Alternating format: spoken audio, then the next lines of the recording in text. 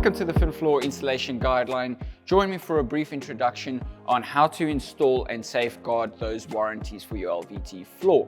We're going to be concentrating on the Aurora range from Finfloor today. It boasts a nice wide body with a micro beveled edge, safeguarding from chips, etc. And it also boasts a 0.33 wear layer, perfect for those domestic uses from your front door all the way back to your bedroom. Please just remember that with LVT installations, this is a more intensive install, so please make sure that you do go with a competent installer that is going to safeguard those warranties. Let's get into the installation. So part of your planning will be to set out your site. It's always good practice to pin stack your product the day prior to make sure that it acclimatizes properly to the environment. Don't store it in the garage, but preferably storing it in the room of installation. Yeah, we're gonna just follow up with some final checks on our substrate that we've prepped the day prior. Yeah, I'm taking my straight edge, checking any tolerances for the levels to make sure that it is as flat as possible. You must remember with glue down vinyl, it will mirror and mimic whatever the substrate shows. So if your floor is not 100%, it will telegraph through. Yeah, I've taken a carborundum brick just to grind down any little highs that I have found. Once you are satisfied with your levels, we will then take out our moisture meter and make sure that it's within the specifications of the supplier. I recommend taking a photo of the moisture meter itself and getting a further photo for some context to make sure that you've got photographic evidence to make sure that all tolerances were met.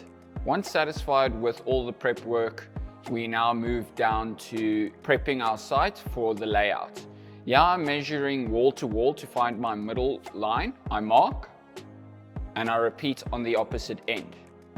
The reason why we do this practice is because walls are never really 100% straight. So to run off one wall, the floor might begin to creep on you and reveal a thin to a thick slither towards the end. It is always good practice to do this set out for passages, as you can never get a solid straight line in a passage with all the door frames. It's always good practice to start from the middle and work your way out. Once we've done this, make sure that we've swept and vacuumed up all the aggregate left on the floor, as this could hinder the gluing process, as the glue will bond to the dust and the dust won't glue to the substrate. I then get my colleague to come give me a hand. We take a chalk line on the two center lines that I've scribed, and we will now project our datum. Shoot the chalk line until visible so that you do not struggle. We grab a box and we set out. While setting out, make sure that you check for any damages on the planks prior, and a good installer will always keep an eye out for pattern repeats. Yeah, we are taking two lines to scribe up a straight line, as with one line, your headers might open up a small, slight amount, and you'll only pick up after a few squares when it starts creeping out on you. I've marked two lines on my outer line of flooring, and we shoot an additional datum. This will give me a guideline on where to apply my adhesive for the first two lines. Please remember that your adhesive has an open time. Please make sure that you check with your supplier of adhesive on what the open time is, or just read the instructions properly. The flash of time is the time that it takes for the adhesive to cure. As soon as it breaches this time frame or this window, your adhesive will be too cured to bond with the flooring and it will just peel up. Once we've scribed up our lines and made sure that there is no pattern repeats, we will now start with the gluing process. I scoop a little bit of adhesive with the trowel and apply it to my area in between my two datums.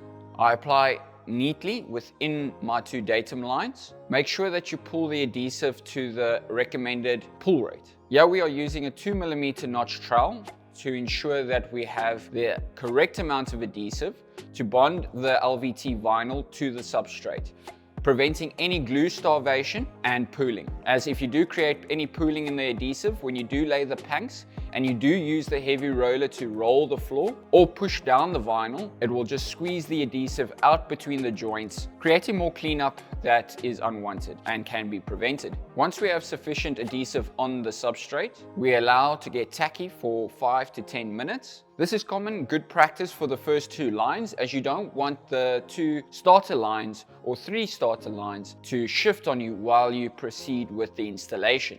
I then grab the panels that I used for my loose lay. I start off with my 3/4 plank, make sure that it's nice and straight with my datum line, push flat to make sure that it's got good traction with the adhesive, and follow up with a full plank, making sure that the headers are nice and tight so that there is no gapping formed. I grab my second starter line panel, which is 1/4, and I proceed with the next full plank. Once again, it's good practice to make sure that there is no pattern repeats, for as soon as the panels are down, they are down. We will now proceed with grabbing a mallet and tap down all the panels, making sure that they are nice and snug on all the joint seams. And thereafter, we will now grab the heavy roller and roll the 2 lines. While your colleague is rolling the 2 lines with the heavy roller, your other colleague can start applying more adhesive and you can carry on laying. Proceed with these steps until your filler lines on either end. Cut your filler lines and add in. Thank you for joining me on this brief installation guideline. Please take the time to read carefully through those installation instructions located inside the box and outside the box at the back. For extra information, please visit our website at finfloor.co.za and enjoy your new LVT flooring.